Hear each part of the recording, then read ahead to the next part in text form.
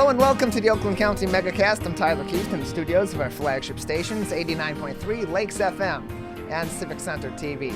In addition, today, as always, we're on Birmingham area municipal access, both of our TV stations, Comcast Channel 15 and AT&T Channel 99. Also on the radio, 88.1 WBFH, the Biff in Bloomfield Hills, as well as here on our flagship station, Lakes FM, in the greater West Bloomfield area. We're online, civiccentertv.com. Click on our Watch Live link at the top of our homepage, or view us on a small player that's at your top right on your web browser.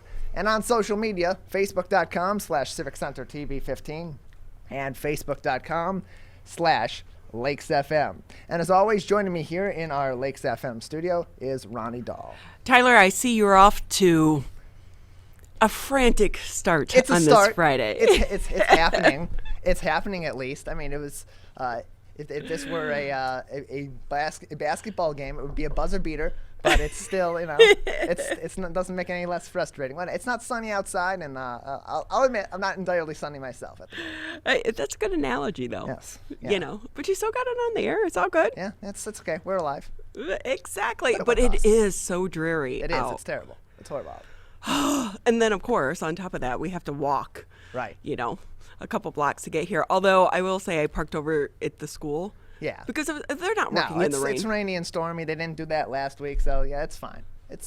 I considered doing that, but I'm like, if I do that, then they're going to end up being here today, and they'll come over to us in the middle of the show and say, "Hey, guys need to move," and then that's a whole other chaos. So I'm just like, you know what? I'm just gonna go ahead and park over at Parks, walk on over, get soaked. And I will say I didn't wear my rain boots. Yeah, because usually I get excited to break out the old rain boots, of course, but I'm getting a mani-pedi after the show, so okay. you have to have flip-flops to put, Yeah, right. Slip them on, slip them off, try to make it quick and easy. Exactly. Make it easy for them. You know who else is not going to like today's weather? Uh-oh. Who's that? All the people that were planning to go to Jobby Nooner. Oh no. Oh. Today is Jobby Nooner Friday. Not anymore. Oh, too bad. And there really just isn't even the possibility of it being slightly nice today. You feel bad for them because you feel bad for the people that were going to participate in Jobby Nooner because they've been waiting so long. I mean, it's not like they went out a year ago in the height of the pandemic and did so anyway. And so I'm sure everyone here locally has heard something about Jobby Nooner, which of course is one of the biggest boat parties in the entire state, and started. I'm trying to pull it up, but again, just like you having problems, so am I. It's started with some auto workers, right? They used to take off this Friday every year, yes, and then go out to near Gull Island and have this huge party, and it has gotten crazy, just crazy. Yeah, apparently, I just pulled it up. It started in 1974. Yeah, it's been around for a while. It has. I've had to cover this a few times. Oh boy. It is, just so people know, it is not fun covering these events when you're a reporter. Things like Jobby Nooner, St. Patrick's Day, no, it's the worst. Or opening day at Tigers, because you have everyone partying around you and you're not partaking in the fun, and you have crazy deadlines. So you're trying to work, but also having to build in that extra time of people being idiots. It's true.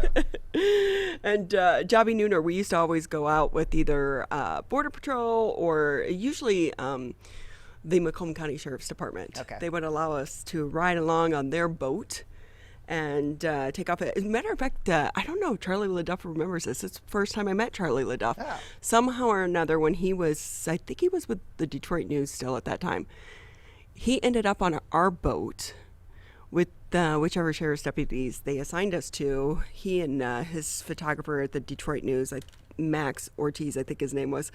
And somehow or another, in the middle of it, Charlie's just gone. Oh. We're like, and I looked at the deputy, and it was the first time all of us were meeting him, and he shows up in these cut-off shorts, okay, cowboy boots, cowboy hat at Jobby Nooner. And then somehow in. or another, when we got close and they're patrolling, he takes off. His photog, I guess, takes off with him, and we're like, and the sheriff's deputy's like, yeah, He'll find his way back. Guess he did. I mean, part of it's just blending in. I don't know. You'll find. I would think you'd find more of the stories there by blending in than by just clearly being a journalist. I don't know. Yeah. So, but not a good year for Jobbie Nooner, and I know that was a big thing last year because we were still in the middle of the pandemic and the lockdown. Were they going to have it? And everyone was like, "Well, we're outdoors." And I believe the weather was pretty nice last year, so they still did it, still had fun. This year, not so nice. And we're in this weather pattern. While I'm exceedingly happy for the hydrangea plant that I just planted, of course. And all my other flowers, look, Mother Nature, it's summer. We don't get summer a lot here in Michigan. Right, I know we need nice weather. Yeah, I know your weather, your inclement weather patterns took a summer off last year, but I mean, come on, give us a, break it up a little bit. It's too much at once. Hey, so I have a question for you, Tyler. I was thinking about this. So I was digging out some new hand sanitizer. I was searching through my bag. Okay. In the middle of the pandemic, you'd have 4 or 5. Of course. You never went far without your hand sanitizer. It was in your cars. It was in your bags, everywhere. So I pull out one, and this is, it's an older one. A friend of mine has like a side business where she was selling masks and hand sanitizers and everything online. And she came up with these creative names for them. One was like, at Christmas time it smelled like Christmas, but it was Hallmark. This one, it says Wine O'Clock Somewhere hand wash spray. But, I did notice the other day, I came out of Costco, went to put hand sanitizer on my hands. I didn't have any in my car. Oh, wow. I was kind of surprised, but I think looking around, you don't see people cleaning their hands as much as they used to. Remember in the beginning? Yeah. It was like everything I touched, I was like, oh, germs, germs, germs. Yeah. Yeah. In the beginning, you'd be having an anxiety episode if you hadn't had your hand sanitizer near you, or you didn't have a way to sanitize your hands after touching a surface. And then, here we are, fast forward 15, 16 months, and you realize you don't have hand sanitizer on you, and like, okay, well, I'll wash my hands later. Now, I will say we have a cabinet that was dedicated kind of to all of our COVID supplies, and it's still stocked. We have how many boxes of gloves? And which the gloves, like, I use them at Halloween time. I fill them up and make ice cubes out of them, so it looks like there's a hand floating in your punch. Yeah.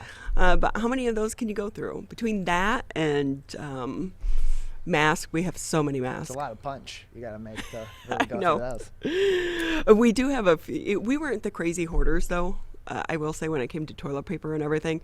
But we do have several things. I remember back in the beginning, you couldn't find wipes anywhere. So I bought a bunch of diaper wipes because it was all I could find at the time. You take what you can get. I think I even brought some of those in here a few times. Yeah. Because we couldn't find any, and we have plenty of those left too. It was smelling like fresh baby in there for a while. What supplies do you still have left? Hand sanitizers and cleaners. I still have left. I still have some. I've replaced them over the course of the pandemic, but the sanitizing wipes, I still have a little bit of those left. They've been much more in stock lately than they were previously in the pandemic, but some hand sanitizers as well from earlier on. Yeah, I mean, here's another sign that things are starting to get back to normal. The 63rd annual Mackinac Bridge Walk is going to be returning on Labor Day. So you can grab your friends, put on your walking shoes. The Mackinac Bridge Walk is back this summer. The event, which was canceled last year due to the pandemic, is going to be taking place September 6th. Very popular event. I haven't done it before, but I want to. The event, which began in 1958, usually attracts between 25 and 30,000 participants. So beginning at 6:40 a.m., participants will have the chance to walk one of the largest suspension bridges in the world. Walkers can start at either end of the walk and go all the way across, or turn back at the halfway point and return to their starting city. Now, since participants can start from either end, there will be no buses driving people from one side to the other. Bridge is going to be closed to traffic 6:30 a.m. until noon. Walkers have to reach the midway point by 10 a.m. or they're going to be turned back. So just one other sign that things are starting to get back to normal. Yeah, some of these more fun events over the course of the summer are coming back, and it's something that's getting people excited and encouraging people also to travel here in Michigan, if they're living in Michigan, or to come to Michigan over the course of the summer to go to these kinds of events, to explore Mackinac, to walk across the bridge in this annual event, the 63rd annual of this. And to have it coming back in any capacity is something that's going to be an excitement, as are other events, unlike, of course, unfortunately, today's Jobbing Dinner. Or I'm sure for so many members of the law enforcement community, they're like, thank goodness. Yes. Oh, they're very happy about it. And plus the trash that's always left behind on Gull Island as well. But I will say, so people really like to walk so many of these bridges. There's like this group that travels across the country. I remember I was working in Toledo when they opened up the bridge in Toledo, and people were coming from all over to be able to walk it before they opened it up to the public. And, when I used to live in Charleston, South Carolina, we would do the Cooper River Bridge Run every year.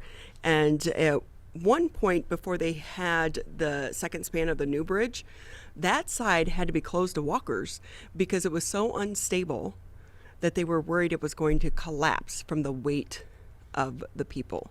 So they would keep it to the one side. But now they have new spans on both sides of the river, which really has kind of been a little bit sad because when you go to the other side of Charleston, it's Mount Pleasant. Okay. And before, they would manage how many businesses could open because of bridge traffic, because you couldn't have a lot of people going to and from the bridge.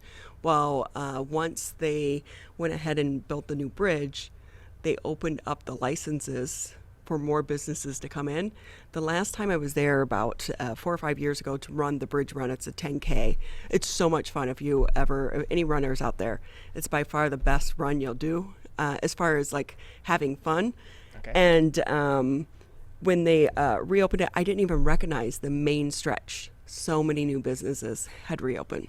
Wow, well, that's good to see. And we talk about the issues with some of these bridges, and we talked about this earlier on in the week with a couple of guests about how important it is that we focus on improving our infrastructure, because you see an impact like that. That's a direct impact on Charleston, where one bridge having some issues, not being stable and causing some safety worries, could be the difference between businesses being able to be in your city and not in your city. And that, of course, affects the local economy. It affects the neighboring businesses. It affects people that live there. And, one small change like that, one improvement like that could be the difference between a lot of good and a lot of bad in your city.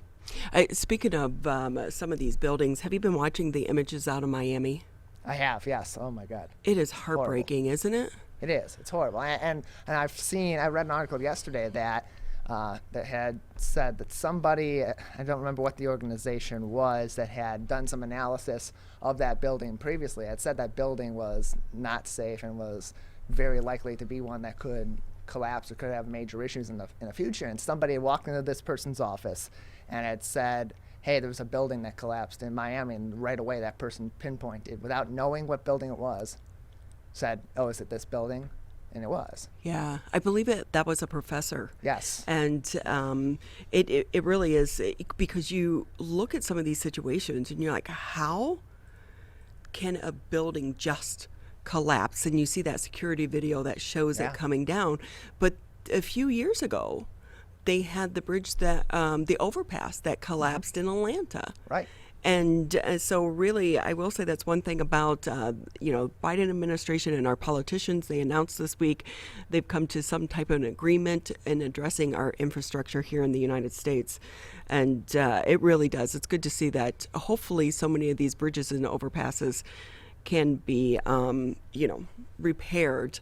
But again, this building, the condo complex, though, Tyler, it's not that old. It was built in 1980. Right, yeah. That was another thing that was so shocking to me about that, is that unit was still a relatively newer unit down in Miami, and that it was in such disrepair and still just left to be up there and left to have people be around it and be in it and have it be in such bad conditions, or at least in a position where the ground that it was on or the condition that it was in could potentially lead to something disastrous like that, where a lot of people could have been really severely hurt and were.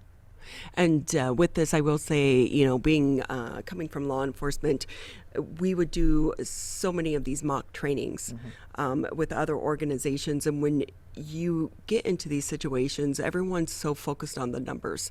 I know that today they came out, the confirmed dead now is 4, and then the unaccounted for is about 159, that number up from 99. But those numbers are so fluid. It is so hard to try to account for people and those beginning hours and days following a devastation like this. And, you just feel for so many of those families down there. And especially when you think about this was a residential building. So you, of course, know who lives in the building and at least the base number of how many people could potentially be currently in that building at any given time at its max if you're just counting residents, but you're not counting people that are visiting there, you're not counting people that maybe work there, people that are going there to meet with one person or another over the course of the day. And that, leaves a lot of guessing to be made, and people have to then have to do a lot of backtracking to figure out where their friends, where their family, where their coworkers have gone, and see if maybe it traces back to there, just to have a baseline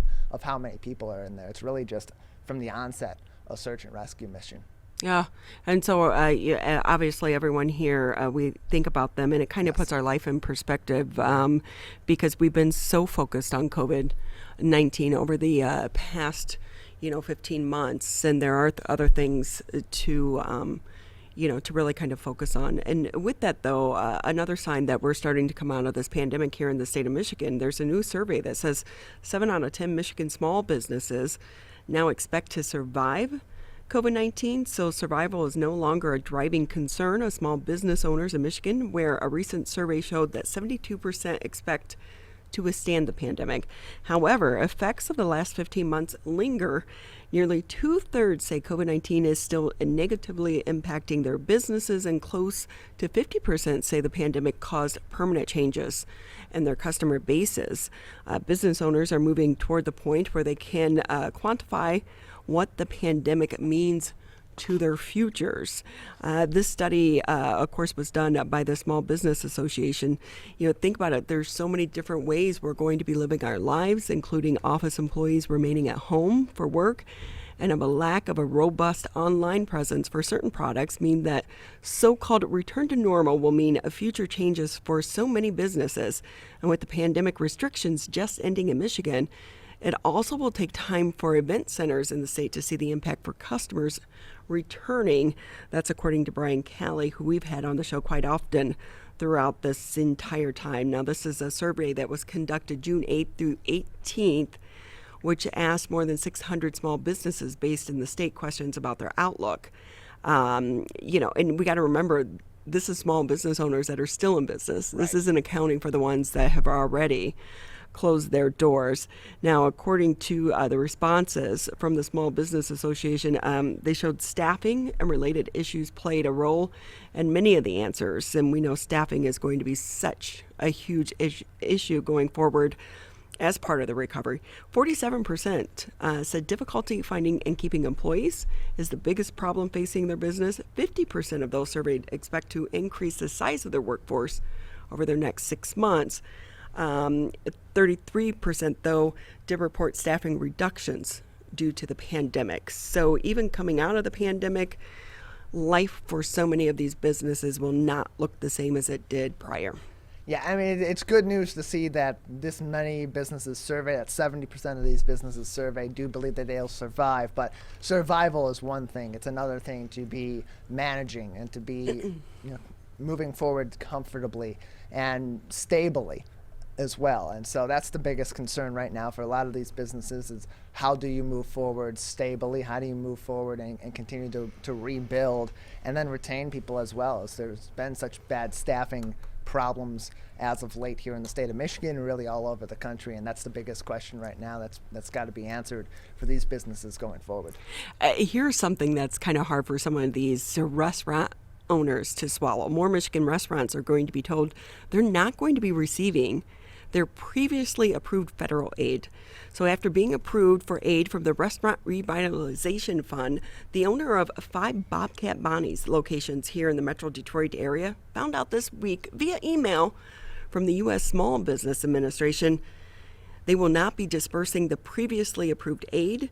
Nearly 3,000 restaurant businesses in the prioritized group, those owned by women, socially or economically disadvantaged individuals, and veterans, received notice from the Small Business Administration stating they're not going to be receiving previously approved funds because of lawsuits filed by several white business owners. So restaurants in Texas and Tennessee filed lawsuits against the SBA saying prioritizing the fund to groups based on race and gender is unconstitutional. So with that, recent court rulings ordered the SBA to stop dispersing the funds. The SBA opened up the fund to the priority groups for the first 21 days of the application window. It was mandated they do so by Congress. Now, since the fund closed on May 24th, the SBA received more than 372,000 applications requesting $76 billion in funds, far exceeding available funding. So to date, more than 100,000 restaurants have received about $27.4 billion in relief funds. It sounds like such a huge number, but it is estimated 1 in 6 restaurants across the country permanently closed because of the pandemic. And, you know, while we look at that funding, we have to understand that all of those that qualify will not be receiving the money because it's just not enough to go around. Yeah, and on top of that, even after this, some of the money that they were expecting to be provided and that maybe they were told they were previously going to receive, they're not going to receive it either. So that hurts those businesses that were expecting these funds to come in or were hoping that these funds would maybe be coming in, and now they have to readjust, and maybe they don't survive because of this. Maybe this was their last-ditch effort that would give them the momentum they needed to survive. So this is really unfortunate news for a lot of these businesses that a hiccup could turn into a major issue in terms of getting these funds to the businesses that need them so badly right now. So with that as a reminder, continue to support local. You can see the latest headlines. Go to civiccentertv.com. We'll take a quick break here on the show. We have a fun lineup for you on this Friday edition of the Megacast. When we come back, 4th of July holiday is just around the corner. If you have not made your travel plans, is it too late? We'll be talking to our good friend Dave Lorenz over at Travel Michigan right after this quick break. Who is struggling right now? I am. My son is. Many are struggling with anxiety, depression, and substance use. Before it becomes a crisis, reach out to MyCal, the Michigan Crisis and Access Line, for free confidential support 24/7. Available in the Upper Peninsula and Oakland County. Just call or text 1-844-44-MyCal or chat online at michigan.gov/MyCal. A message from the Michigan Department of Health and Human Services. Motorcyclists are hard to see. To keep everyone safer, it's important to always look for them and know where most crashes occur. 84% of motorcycle and vehicle crashes happen on streets, not highways. And most crashes with motorcyclists occur when vehicle drivers are turning left. So before turning, especially to the left, make sure you look for motorcyclists. Then look again. It could save a life.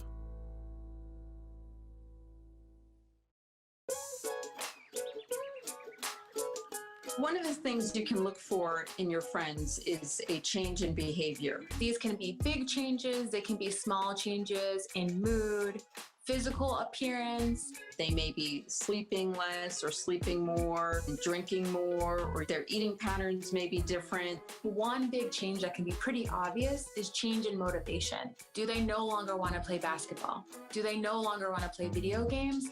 Now that we're spending more time online and in virtual settings, it's really important to pay attention to the language that your friend is using and the words they're using to communicate. So when we text our friends, are they taking longer amounts of time to respond? Are they not responding at all? You don't have to be an expert to try to recognize these signs. The second that you feel it in your gut and that you're concerned, that's the second to have the conversation and open the door to what might be going on.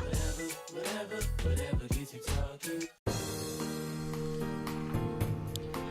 Great to have you with us here on this cloudy, rainy Friday morning. And you know what that means, Tyler? What does that mean, Ronnie? It's a great time to watch the Megacast because Oh, yeah. you don't want to be outside.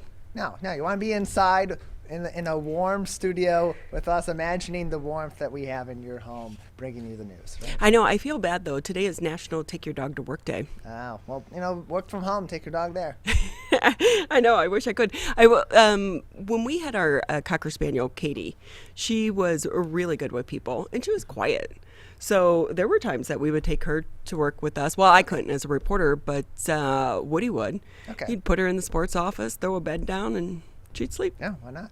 So, and plus, too, around the 4th of July, it'd be good to be able to take her so that she wasn't home alone with all the fireworks going off. Right. But fireworks, the shows have returned this year, but is it too late to make travel plans if you haven't done so already? Let's bring in our good friend Dave Lorenz, Vice President Travel Michigan and Michigan Economic Development Corporation. Dave, great to have you with us. Good to be with you from my front porch of my office home, home office. I don't know what you describe it as these days, but a little rain and we needed it, so it's okay. Dave, I always say sign 101 that you're getting old. You get excited for the rain so that your lawn and your flowers get watered. And you can tell that we're coming toward the end of a pandemic when you're getting excited about the thought of going back to Lansing's office and being with your coworkers. And I really am looking forward to it. We had a gathering of coworkers last week during a lunch get together just to celebrate one of our team members' upcoming marriage plans. And it was just so great to see everybody. And it just reminded me how much I want to be back in a real office working with real people. And of course, also reminded me how much I want to travel. Luckily, I have been out there and I have been traveling. Last night, I went to an event in downtown Grand Rapids. GR was looking great. And it was great to be back with a whole bunch of friends I haven't seen for a while as we celebrated the fact that the International Auto Show in Grand Rapids will be coming back this coming early February. So put it on your schedule. And in contrast to the Detroit show, the Grand Rapids show is seen more as a buyer's show. They do have classic cars and everything, really unique cars, but it's a great way to actually sit in cars that maybe you'll want to purchase and see them up close. So looking forward to that. And everything else is starting to open up all over the state. I wonder what it's like to travel with you. I think that for a charity auction item, we should do a trip with Dave Lorenz. Should. It's funny. We actually seriously thought about doing something like that, but with Tim Allen, and trying to get on his schedule would be, virtually impossible because the guy's just so busy, even as he is back in Michigan now for the summer. And I'm looking forward to seeing him pretty soon. We are going to be celebrating our 15th anniversary as a brand this year. Pure Michigan is 15 years old this year. So stay tuned for some special activities that are going to be happening later on this year as well. So with that, Dave, if I can ask, because we know everyone here goes up north, but if people have not made plans, is it too late? Well, it is too late perhaps to get that specific place you wanted to stay at that specific date. Because as we told you months ago, you'll remember that I said, listen, this is going to be a crazy busy summer because you could tell we were going to be opening up soon. We'd get rid of all these restrictions. And as soon as that would happen, we'd all want to travel again, but we don't want to travel far. So here we are, 10 million people in this little old state, and we're going to want to travel, a lot of us up north for understandable reasons.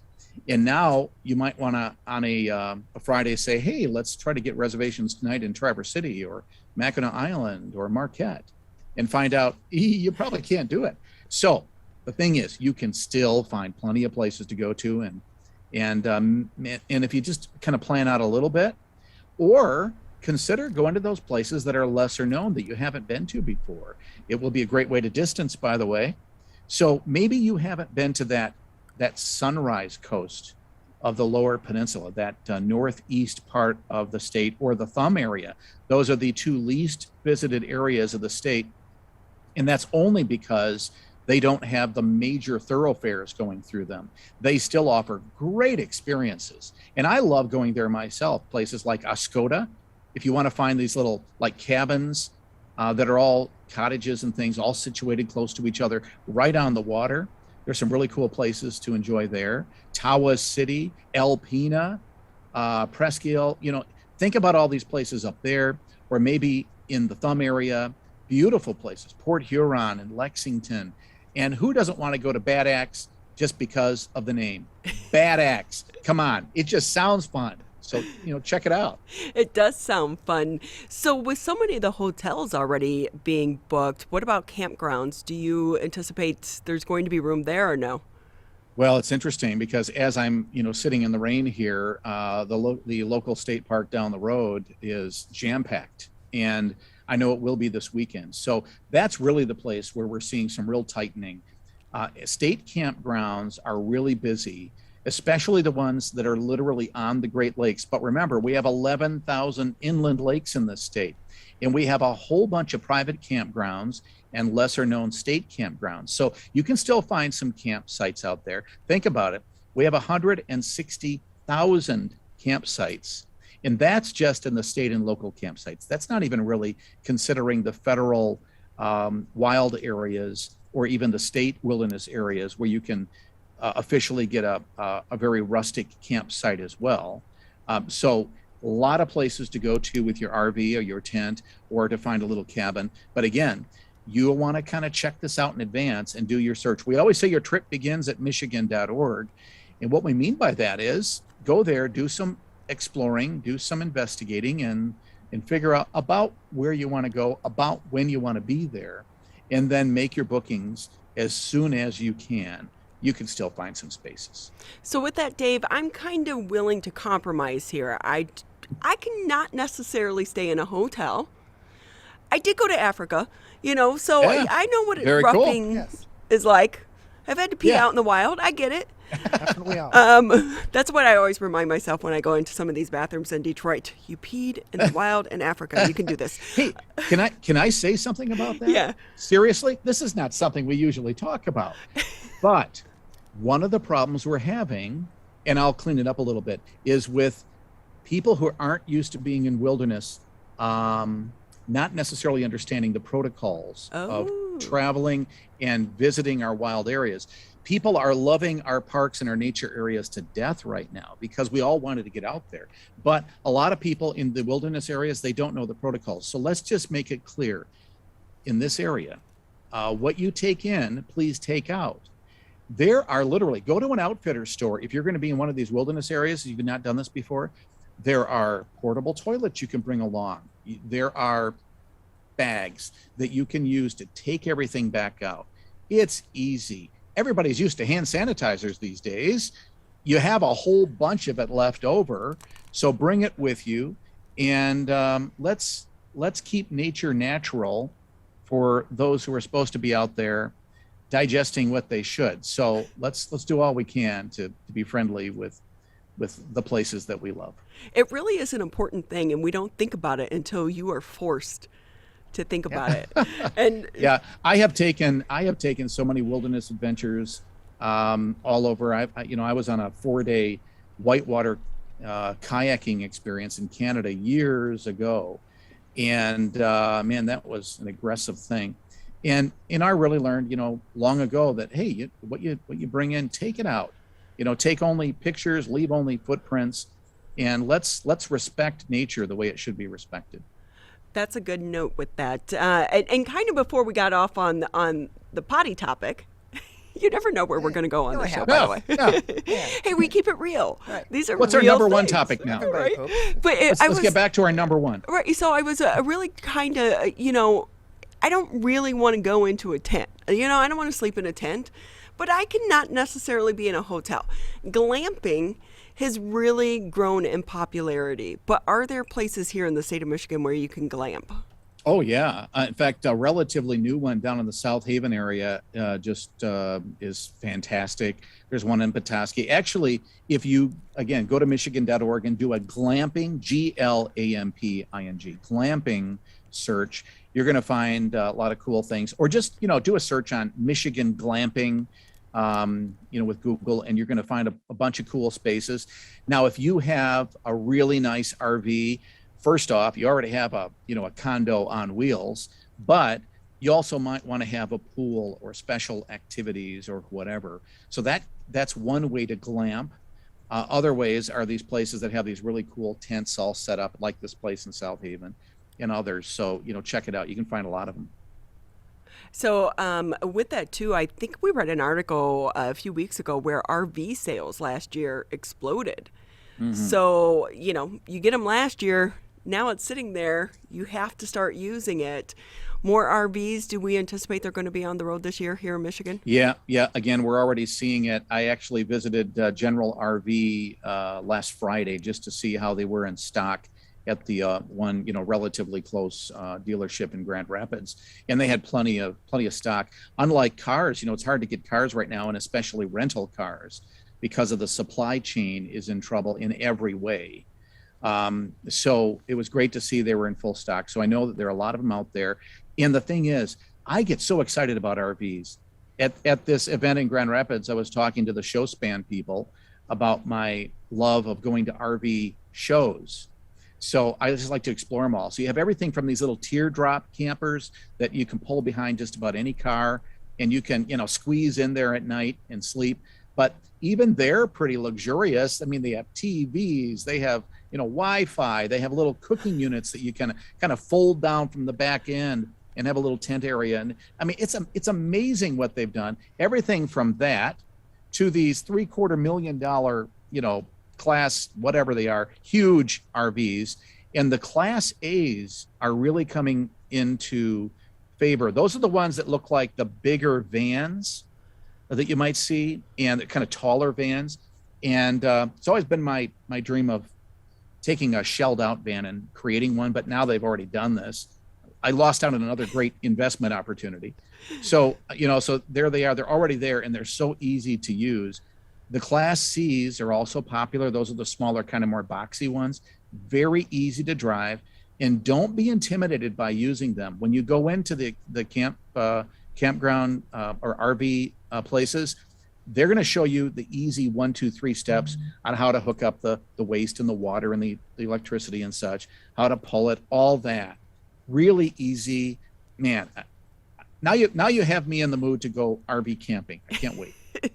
I'm surprised. Do you have an RV?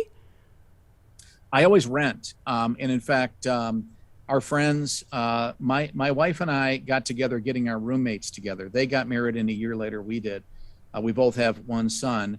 So for years we've traveled together. Now our sons are off doing their own thing. But we did an RV adventure a few years ago up to the UP, had a blast, just had so much fun. So that's the thing. They're really, those Class C's are perfect for 4 people. You have sometimes like a separate little bedroom, and then you have, the different fold down options. So we enjoyed it. Check it out. It's a lot of fun. Dave Lorenz with us here on the Megacast, Vice President, Travel Michigan, Michigan Economic Development Corporation. And Dave, I know one of the things we mentioned the last time you were on the show is if you are going up north, remember cell phone service can be spotty. And to also make sure you get paper maps and get gas whenever and wherever you can.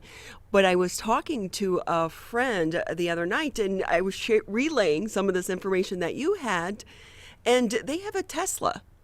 So what happens for so many of these people that now just have electric vehicles? Well, we've been working on that. It's one of the visions of the Michigan Economic Development Corporation, the governor's office, et cetera, to be more prepared with electrification of the interstates and such. And, I'm a former Meyer guy. I worked for Meyer for 9 years. Proud to say I worked for Fred Meyer, great visionary, great man. And one of the things that they were really visionary about, and a lot of the big, retail operations with vehicle gas stations and such. Meyer has fully prepared all their outlets with, I think it's Tesla electrification sites, but I know they have some kind of electric car hookup there for quick power. And now that Meyer has 3 or 4 stores in the UP, it's easier now to get around everywhere in the state. Well, my smart car only gets about 70 miles to the charge, so Yeah. I won't be taking that up north anytime soon. I can't wait until the day that I can get an electric car, or at least a hybrid that works for my type of driving. On a typical day, I'll drive a minimum of 200 miles. So I'm looking for more miles, and they're coming out with better vehicles every day. So on my next vehicle, I'm hoping to get a hybrid. Yeah, and I will say, though, just keep in mind when we're looking at these electric cars, if you turn on the heat and the radio and everything else, that takes your battery life down. Yeah, true. Yeah. I gave someone a ride home, and it was wintertime. I said, I'm sorry you have to freeze because I didn't charge the car today, and I can't turn on the heat if you want to make it home. Yeah, I'm really proud of our Detroit-based manufacturers, because they see the future, and Ford, GM, Chrysler, they're all looking toward that and making adjustments. And you even see, like, Consumers Power is going to be out of the coal burning business within just a few years. So I used to call these coal-powered cars, because I felt like we were just fooling ourselves with electrification of cars. But as you see now, natural gas being used to make electricity and such, I think we're getting a lot farther toward where we need to be. Dave, just a couple minutes here with you on the show. And with that, so many of the sites are going to be booked up north. So anyone that was maybe trying to think they could get in on that last minute, they're probably going to be stuck closer to home. But I feel like this summer is different because the fireworks shows are coming back. Yeah, they are. Like this weekend, for instance, if you look at that radar, up north is going to be pretty dry this weekend. So I know a lot of people are going to want to get up there. Really, you really can find some last minute spots, but you just have to do some searching. And you're going to have to probably pay a little bit more than maybe you would typically do. That's one thing that's happening. Again, I mentioned the supply chain. We're having a lot of problems getting employees, getting supplies. That's forcing higher pay. It's forcing higher cost on products and services. So you're seeing inflation really starting to kick in, higher gas prices and such. So another reason why people will want to stay a little closer to home. And the cool thing is, I live in the west side of the state. I can't wait to get to the Detroit area. I was just talking to some friends this morning, because I want to get back. I want to see that Van Gogh exhibit at TCF. I want to see the new Midway display downtown for skating and such. I want to get back to Detroit. So if you can't get up north, treat your backyard as your destination. And in fact, get out of the house, because you don't want to be bothered with, the lawn and things to do. Go to even a local hotel and have a blast. I will do that occasionally here, especially in the wintertime. We'll go to a place with a pool and just be able to kind of relax and have our family all come over. And normal times are back. So let's get back together with our friends and family, even closer to home. And remember, everyone, as you get out, be kind, because there is an extreme shortage of employees right now. So pack your patience as well. That's true. And in pandemics, unlike wars that bring people together, pandemics historically pull people apart. We're not our best. And you see this especially on airplanes right now. People just kind of freaking out and going crazy. So try to be patient. And I have to remind myself of that. I mean, I called for a restaurant the other day just to see if they're open, and the phone rang forever. I was like, ah. So, everybody needs to remind themselves. None of us are immune from this expectation that everything's normal. Well, everything's not normal yet. It's going to take a little while for us to get everything back to normal. So let's be patient, and let's really work at being kind. And I know for part of that for me is I'm really appreciative that people are coming to work. So I'm giving bigger tips than I ever have. And I'm a pretty good tipper, because, it's important for people. They live on tips, and they make a really good, living if they do a great job and get good tips. So think about that as well.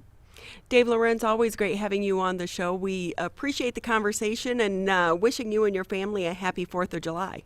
Same to you. I have a great time. Hope you get out there and enjoy Pure Michigan. Remember, your trip begins at michigan.org.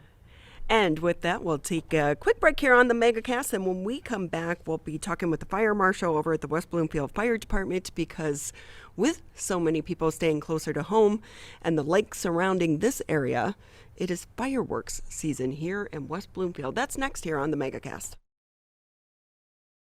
Kids vaccinated. It was hard for them to social distance, to be isolated from their friends. I want them to get back to school and sports games. So as a pediatrician, I recommend the vaccine to everyone I know. The boys lost a former teammate and classmate who was only 20 years old. It's been a devastating year. We want to get back to normalcy. Our daughter is really looking forward to being with her friends, being a kid.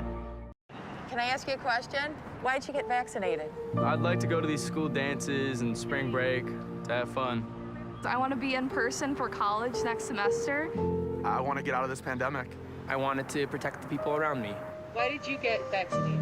Because I'm really looking forward to hanging out with my friends. I just want to go to a show, dance around, not have to worry about anything, feel like I'm free again. So we can not miss out on the best years of our life. People are getting out to walk and bike in higher numbers. More vulnerable road users and higher speed traffic can be a dangerous combination. Crash severity has increased, so if you're driving, be sure to slow down and look for people. There's no need to speed. If you're biking, ride with traffic. If you're walking, avoid stepping into the road if possible. If you have to walk in the street, walk facing traffic. Learn more at walkbikedrivesafe.org.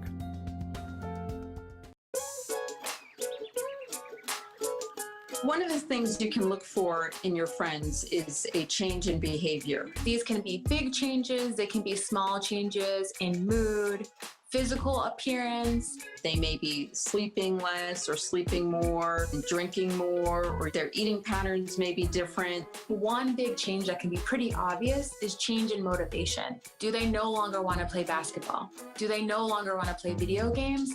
Now that we're spending more time online and in virtual settings, it's really important to pay attention to the language that your friend is using and the words they're using to communicate. So when we text our friends, are they taking longer amounts of time to respond? Are they not responding at all? You don't have to be an expert to try to recognize these signs. The second that you feel it in your gut and that you're concerned, that's a second to have the conversation and open the door to what might be going on. Whatever gets you talking. Great to have you with us here on this Friday edition of the Megacast. I'm Ronnie Dahl here in the studios alongside the one, the only, Mr. Tyler Keefe. We have made it to Friday. Yes, we have. It is Friday. It is. I'm sure the weekend will fly right by, but no, we'll cherish it for now. And with that, I can't believe it's already the end of June. I know, it's crazy. You know what? This month has flown by. It seemed like May just took forever, and now June is just gone. And with that, anyone who lives here in the West Bloomfield area, every year, fireworks are such a popular thing here throughout the area, not just this year, last year, but really always. But it does seem like they're kind of starting a little bit early this year. But there are some rules, some regulations, and also some very important safety tips that you need to know as we go into the 4th of July holiday time. With us now, let's bring in Byron Turnquist. He is the fire marshal for the fine city of West Bloomfield Fire Department. Great to have you with us. Good morning. Thanks for having me back. So, it's funny when I pull you up on Facebook and you pull up the West Bloomfield Fire Department and, businesses, they'll give you the hours listed for your hours, always open. Always open, always ready to serve. And does it get busy there at the fire department this time of year? It does. And we're very fortunate that we are a full-time career fire department. That we have 6 stations staffed 24 hours a day, 7 days a week with professional firefighter paramedics ready to serve. Yeah, I always wonder how some of the smaller departments do it with volunteers. I think Walled Lake. Is Walled Lake still volunteer? I don't remember. It's been a few years. But with that, as we go in this time of year, obviously I feel like as a reporter, I've done the fireworks safety story every single year of my career. And yet every single year, people get hurt because they don't listen. What do you want people to know? We just want people to enjoy the holiday, enjoy all of the festivities, and be as safe as possible. The fire department, we want to always recommend, and we always encourage everybody to go attend one of the professional shows, one of the professional fireworks displays, and really go enjoy it. You don't have to worry about setting the fireworks up and keeping people away. Those measures are already in place, and you can just go enjoy the show. If you do choose to use fireworks at home, the Michigan law has changed recently. Right now in West Bloomfield, Keego Harbor, Sylvan Lake, and Orchard Lake have all enacted ordinances that are in line with the state law that limit when you can use fireworks.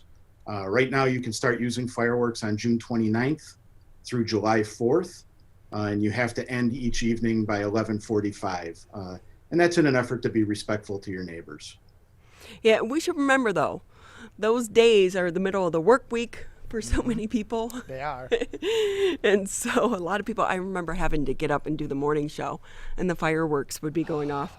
So with that, can I ask you, how does it work with some of the bigger shows? Do they have to get permits? Yeah, they submit a permit application with plans of where they're going to launch the show from, where they're going, or what size shells they're going to use, what types of shells they're going to use, and that dictates where they can set it up, and then we establish a safety perimeter around that, where we try to keep everybody away. We will keep everybody away, a safe distance from the show. So which ones are going to be happening here locally? I've seen advertisements. I think Otter Lake is having some. I don't know about Cass Lake. Cass Lake, there's going to be a show. I've got my little cheat sheet here, pardon me, July 2nd. But we've got shows that, and some of these are difficult. Some are private, as much as you can keep private fireworks private. But some of the country clubs will have shows. Pine Lake's having a show this year, but that will be later on in the summer. Orchard Lake Country Club's going to have a show. Then there'll be a show on Union Lake, Walnut Lake, Middle Straits, Green, Upper Straits. A lot of the lakes in the West Bloomfield area will have shows. So it is kind of like, celebrations everywhere on the night. I think a lot of them, from what I've seen on Facebook, a lot of them are going to be happening, July 2nd and July 3rd? Yeah, we've got them spread out this year. We've got them right around the 4th of July weekend, and then the following weekend as well. Oh, okay. So with that, too, for the people, because we know they're going to do it, they're going to go buy their fireworks, and they still like to get the illegal ones as well. What do you want them to know?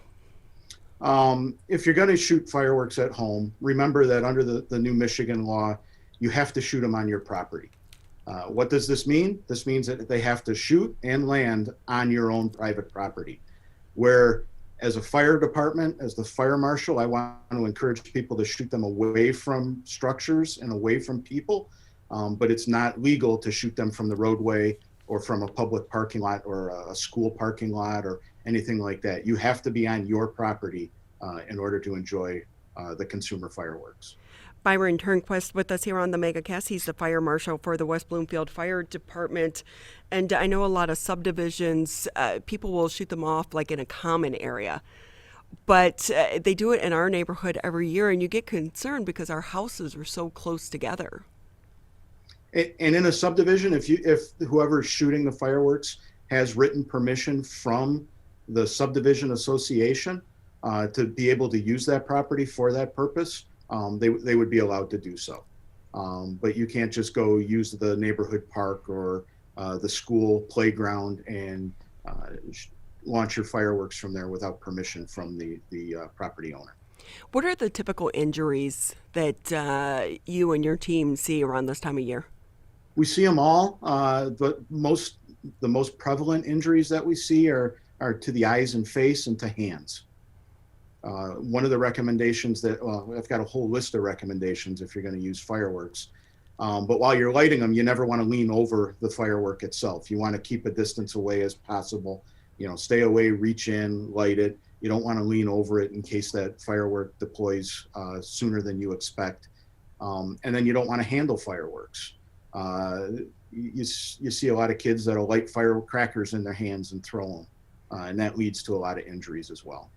I'm really still surprised that the sparklers are still around. You know, we had them when we were kids, but they're still out there, and you see so many young kids with sparklers. Sparklers are extremely dangerous, and you're right.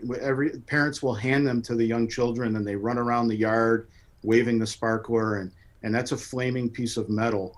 I just saw one infographic earlier where it said that if you combine 3 sparklers together, that will reach the temperature of a blowtorch. And we would never give one of our children a blowtorch to run around the yard in, but we do hand them the sparklers. One of the things my parents always yelled at me about when we were growing up is to make sure we never threw them, because especially you're enjoying the fireworks in the evening and it's dark, you can't see, and you throw the sparklers, and now you have that hot piece of metal lingering in the lawn. And then even when it cools, that's still a hazard for somebody to step on and trip and possibly injure their foot. And with that too, we should mention that if you're going to be using them, have a bucket of water. Always have a bucket of water, and the water is there for 2 things. One, if a fire were to start, you've got water readily accessible. A fire extinguisher is always a good thing to have on hand. But we always recommend to, when you're done, before you put the fireworks in the garbage for the evening, soak them in a pail of water or a garbage can full of water, and wait till the next day after they've soaked, just to make sure they're definitely extinguished. We've had a few fires over the years where people have cleaned up after the evening of celebrating, put all the fireworks in the garbage can in the garage with other combustibles, and then an hour or so later, we're on scene, battling a house fire. And with that too, do you want to talk about what's legal and what's not when it comes to purchasing them? Yeah, the consumer fireworks, you want to stick with the professional, the stores. There's a lot of fireworks tents outside of the West Bloomfield area, but West Bloomfield, we've got a fireworks store on Haggerty, and the stuff that you can buy there is the stuff that you should be using. It's bottle rockets, fountains, there's some of the, I forget, I'm trying to think of what they're actually called, but they're like novelty fireworks, where you'll have a boat that'll run across the sidewalk and some of that stuff. But it's all the consumer grade fireworks. You want to shy away from anything that you buy from a friend or out of somebody's trunk that looks like this. This is a professional grade firework that needs to be launched appropriately and handled by somebody that's licensed to do so. Have you had or seen people purchasing some of the illegal fireworks offline? Yes. Online, I mean?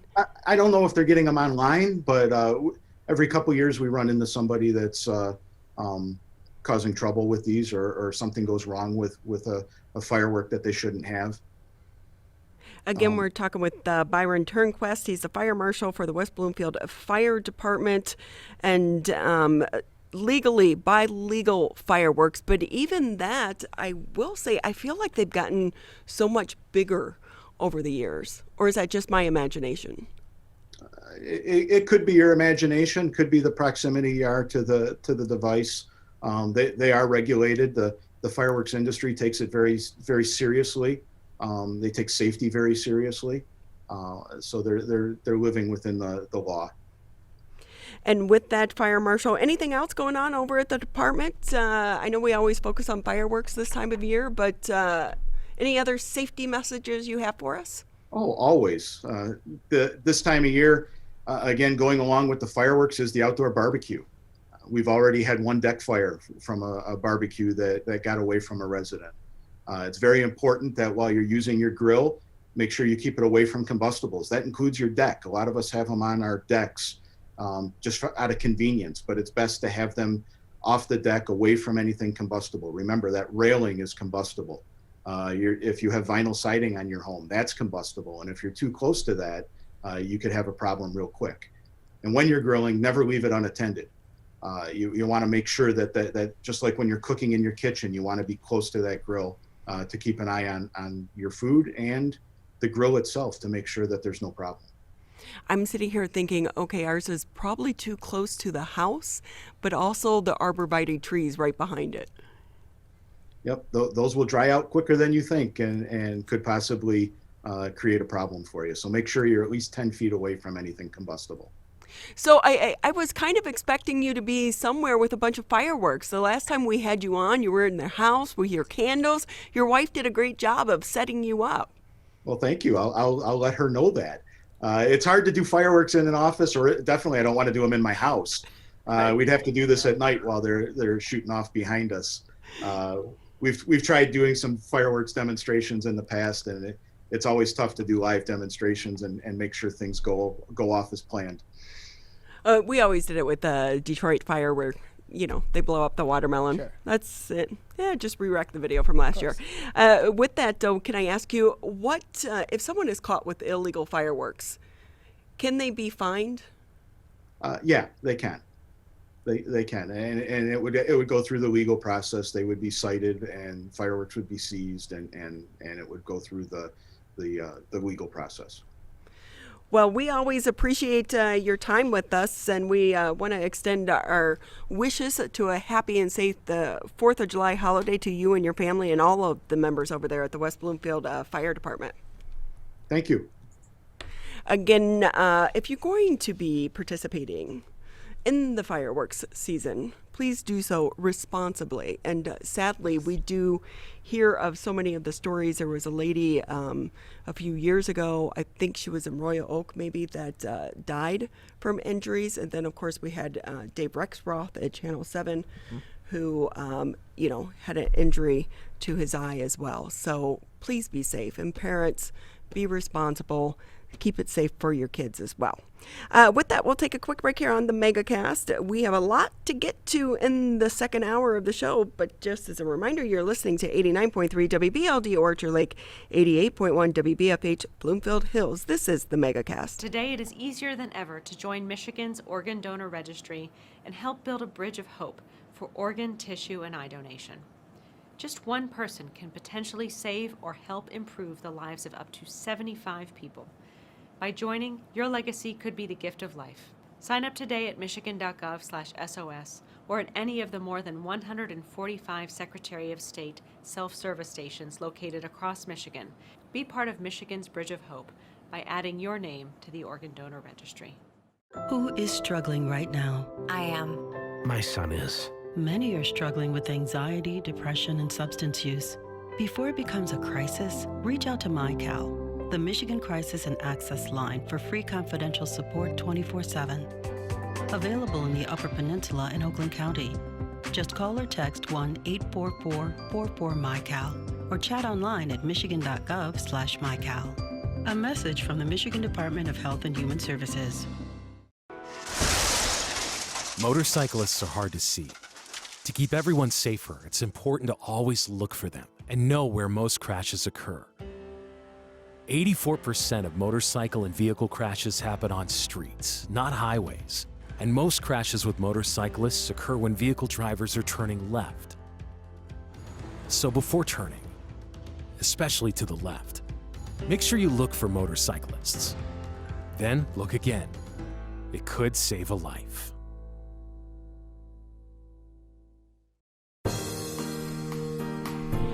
Thank you for taking time out of your week to be with us here on the Megacast. I'm Ronnie Dahl here in the studio alongside the one, the only Mr. Tyler Keefe. As a reminder, you can also catch previous episodes of the Megacast. Just go to civiccentertv.com, click on Megacast. You'll find all of the previous shows dating back to last March. Or if you don't have time for that, or you can always just catch individual interviews by clicking the on-demand section.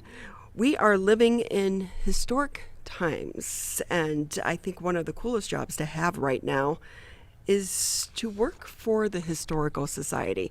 Cory Taylor joins us again here on the Megacast. She's the Office and Activities Coordinator for the Greater West Bloomfield Historical Society. Great to have you back on the show, Cory. How are you? Thanks, Ronnie. I'm good. How are you? We are just dandy on this soggy, rainy Friday. Yeah. So with that, it's been a few weeks since we talked to you last. What's new over there at the Historical Society? So we've been pretty busy. We just hosted our first ever and hopefully last ever virtual Apple Island tours the second weekend in June, which it went over pretty well. We had a pretty good turnout. Not as many people as it would have been in person, but still a lot of people were able to come and enjoy the virtual presentation. So that was pretty rewarding. We're hoping now that everything's opening back up, we're hoping to get back to in-person tours next year. But we'll play it by ear like everything else. I know. And do you have people that visit Apple Island when they shouldn't be? Because we do know more and more people are getting out on their boats, and it's coming up to 4th of July weekend. Yeah, that's always a bit of an issue. Where there's no one on the island manning it, or making sure that people aren't using it. But every time that the Historical Society or the school district goes to visit or to clean up or for various reasons, we do see some evidence that people have been there, recently. So it is private property, and you are only able to visit the island with direct permission from the school district. So even this Historical Society, we have to get permission from the school district or let people know that we're going to be there. So, Cory, have you been over there? Not this year, but I was there several times last summer. So it's pretty weird not being there with tour groups. I'll say that. But it's still a beautiful place to visit. So definitely, if you can make it out to Apple Island tours next year, that would be the best time to visit. It's on my bucket list of things to do here, and it seems like every year the one time you guys are doing the tours, either it's already booked by the time I try to go, or I have something else going on that weekend. Yeah, it's always the second weekend in June, and we just have people from all over. It's our biggest event of the year. So even the virtual tours in June was still our biggest turnout for any of our virtual events. Everybody loves Apple Island, so there's, you can come during the tours in person. You can come and visit for 5 minutes or 5 hours. It's really up to you. Once you get to the island, there's no time limit until the last boat leaves. Then we're gonna have to kick you off the island. Why do you think people are so fascinated with Apple Island? I think it's just the fact that it's so unique. And like I've said previously, the Orchard Lake being so small for a lake and having an island as big as Apple Island in the middle of it is a geological rarity. And I think it's a local unique thing. No one else has an island, in the middle of a lake like this. And Orchard Lake, the city of Orchard Lake is relatively small. So, we're all of us locals are pretty excited that we have something so unique, because we don't live in a big city like Detroit or Grand Rapids, or, we're not a big tourist attraction, but the fact that we have this really cool, island is, I think it's the draw. So I have to ask, because we hear so many stories and rumors about the Purple Gang from back in the time.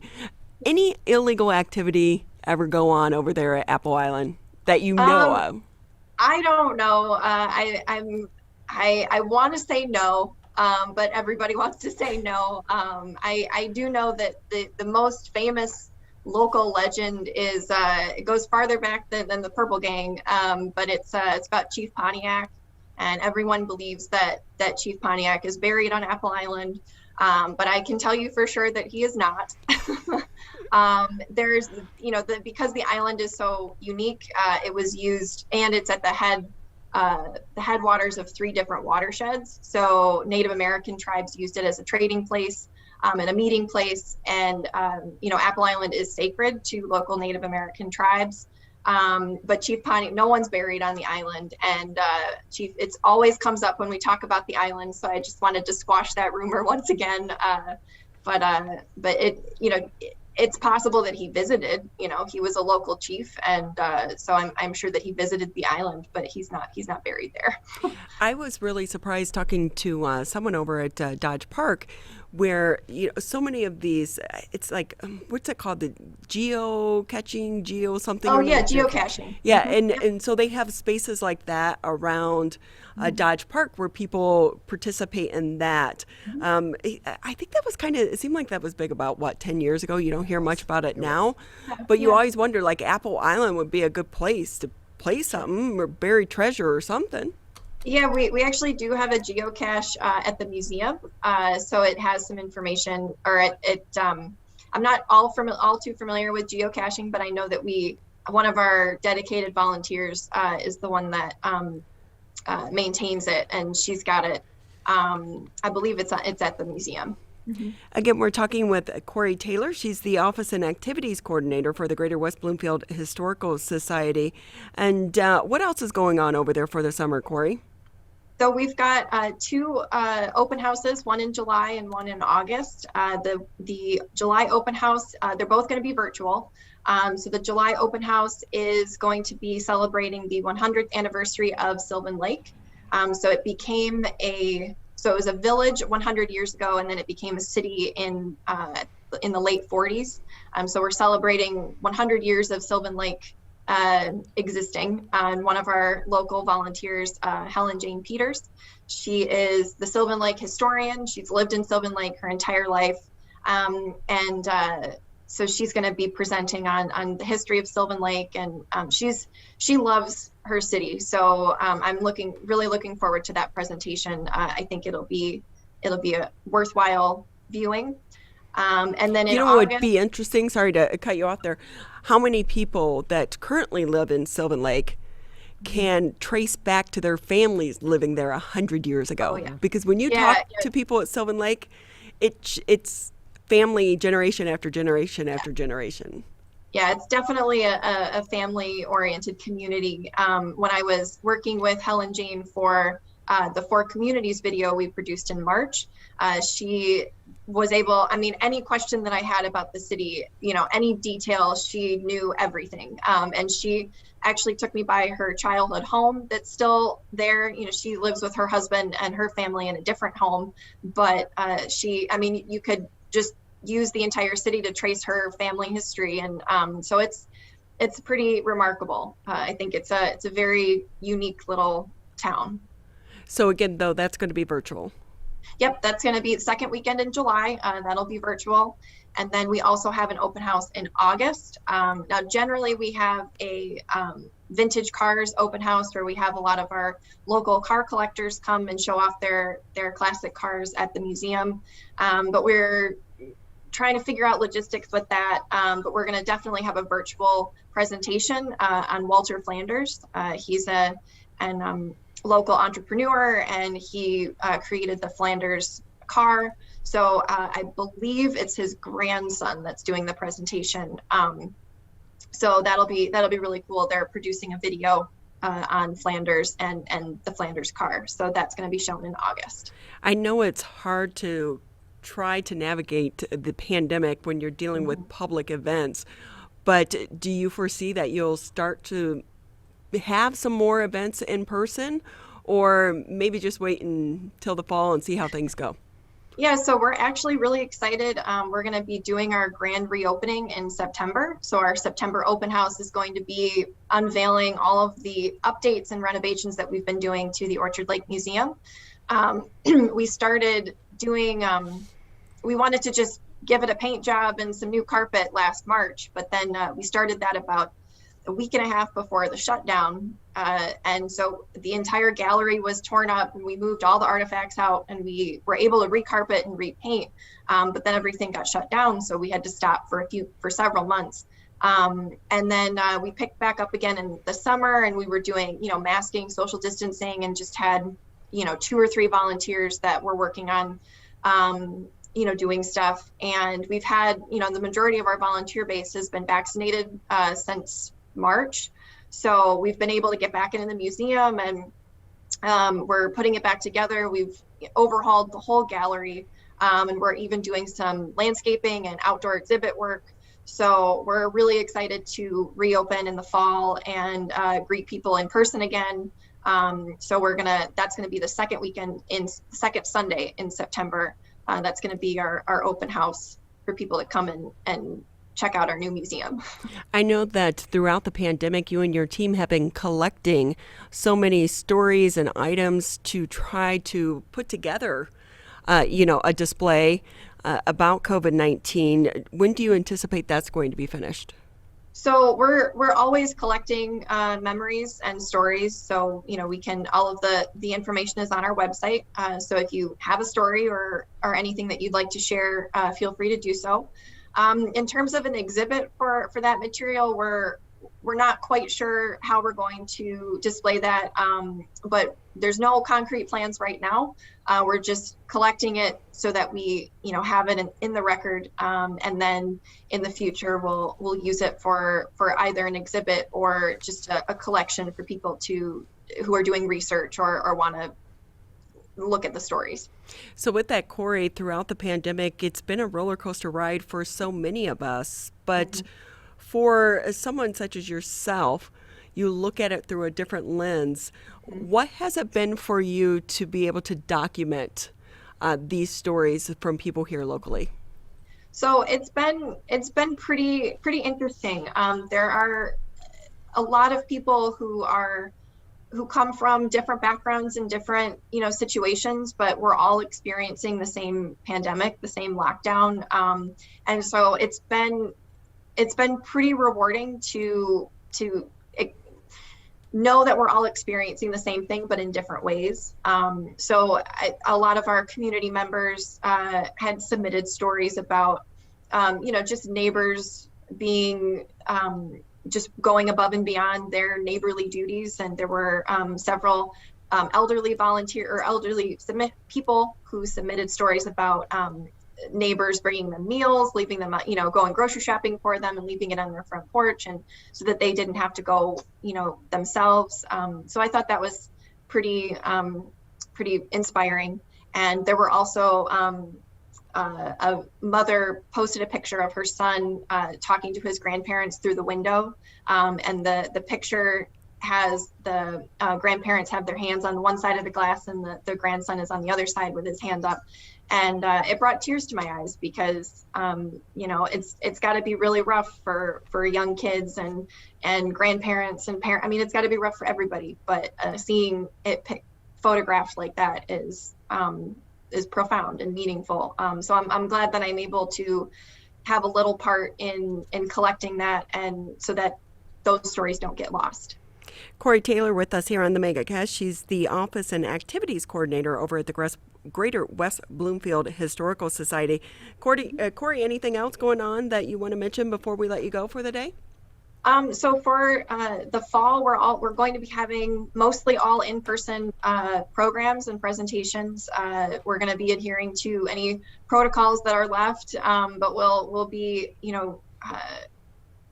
opening back up for open houses, and then we're going to be partnering with the West Bloomfield Township Public Library for some other presentations. So we're going to be, those presentations will either be virtual or live depending on their protocols. So we'll just keep updating all of that information on our website, and we're really looking forward to having in-person programming again.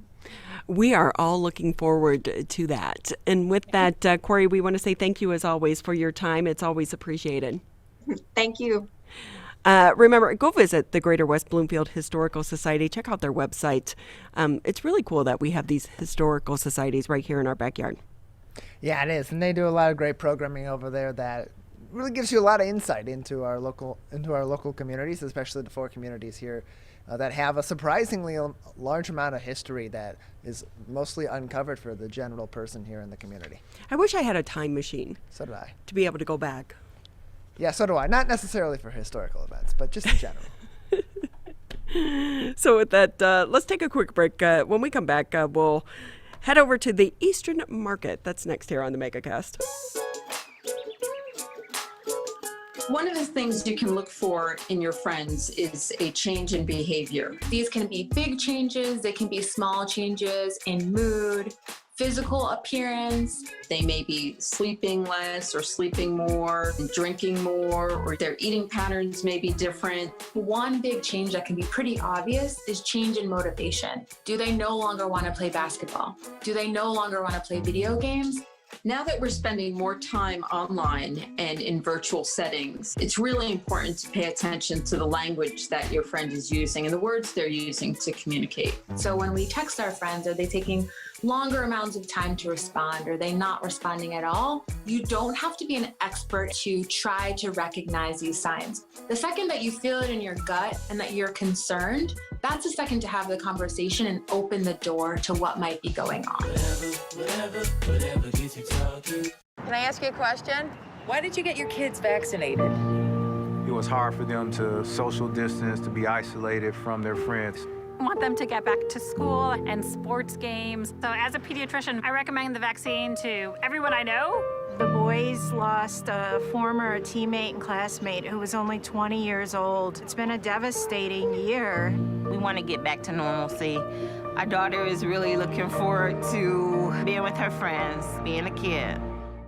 Can I ask you a question? Why did you get vaccinated? I'd like to go to these school dances and spring break to have fun.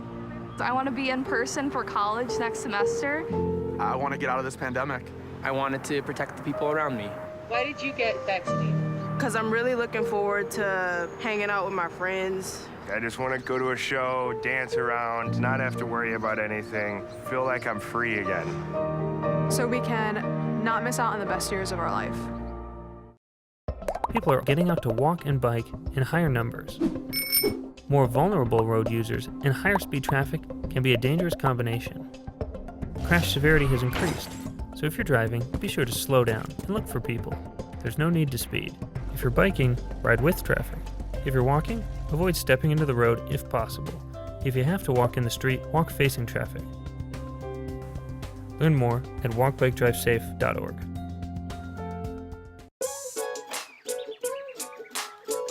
One of the things you can look for in your friends is a change in behavior. These can be big changes, they can be small changes in mood, physical appearance. They may be sleeping less or sleeping more, drinking more, or their eating patterns may be different. One big change that can be pretty obvious is change in motivation. Do they no longer want to play basketball? Do they no longer want to play video games?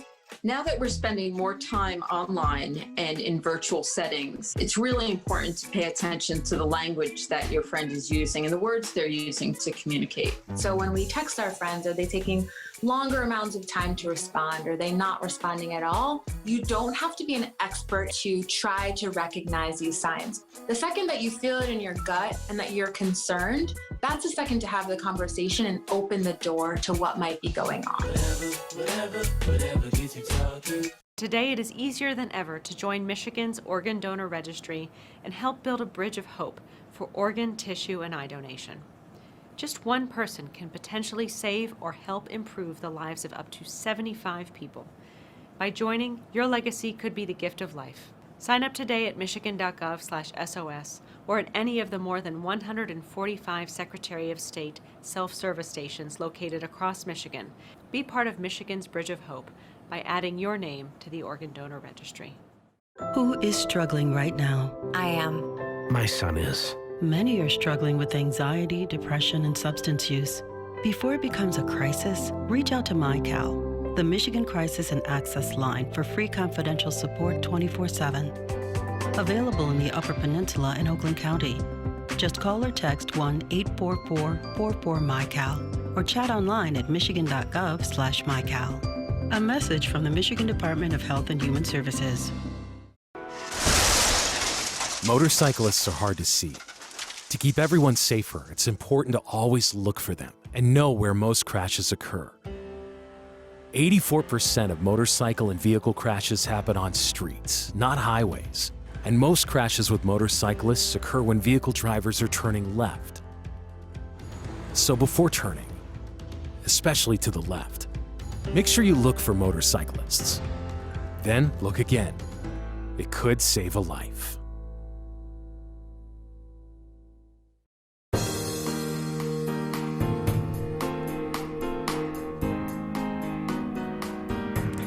We want to say thank you for taking time to be with us here on the Megacast. I'm Ronnie Dahl here in the studios alongside Mr. Tyler Keefe. We have made it to Friday.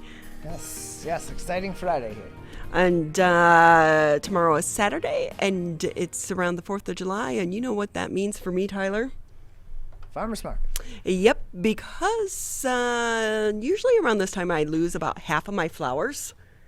I don't have the greenest thumb. I try. Yeah, I do try. So don't we all? The ones in the back of my house look good. The ones in the front, not so much. And so one of the things I like to do every Saturday morning, get up bright and early, take Trixie Dixie the Wonder Dog out for a puppuccino and a car ride and go to the farmer's market. With us now, let's bring in Lonnie Thomas. She's the market manager for Eastern Market Partnership. Great to have you with us, Lonnie. Thanks for having me. How have things been going so far this year? So far, so good, actually. Flower season is winding down, so you better hurry up and come on out and get what you need. I know. So, and I will say with that too, a little secret for people, if you go later in the afternoon, a lot of the farmers will give you a good deal on the flowers because they don't want to take them home with them. You are 100% correct. I say the time is around 1:30, between 1:30 and 3:30. And parking is a little bit easier. Yes, now that the city has opened up the parking structure, it's a tad bit easier. Except for the stubborn like me, who prefer to be in the parking lot, which is easy access to certain sheds. Well, and being able to, when you buy more than you can carry, sometimes you have to make multiple trips as well. Lonnie Thomas with us here on the Megacast. She's the market manager for Eastern Market. And the last time I was there, it's been a few weeks. It's a little bit confusing right now with the mask. Some people are still wearing them. Some people aren't. When people come to Eastern Market, if they haven't been there so far this season, because I know a lot of people will have relatives coming in for the 4th of July holiday weekend, the one thing you do is you go to Eastern Market. What can they anticipate if they go there, Lonnie, and haven't been all season? Well, since everything has been lifted, masks are no longer required. But if you are uncomfortable, we suggest that you go ahead and wear your mask. It's okay to still wear your mask if you like. But if they come down now, they will expect to see more Michigan-grown produce, like strawberries is berry seasons for sure. And then they will also see the tail end of flower season is winding down. So we have been very busy this season. In fact, during the pandemic, starting last year's flower season, our traffic picked up. It is not your normal 10,000 people, but we're definitely close to it. So they will see busyness, definitely traffic, but we have everything you need in the district. So it's a one-stop and shop move. So with that, Lonnie, if I can ask, what's it been like on the other side of the market when it comes to trying to get vendors and farmers? Has it been pretty much the same as last year, or easier or harder getting some of the vendors? It has been, well, we have that if you build it, they will come motto, and it works well for us. So last year we were definitely affected by COVID as far as vendors being, especially our Canadian vendors, being permitted to come over the border.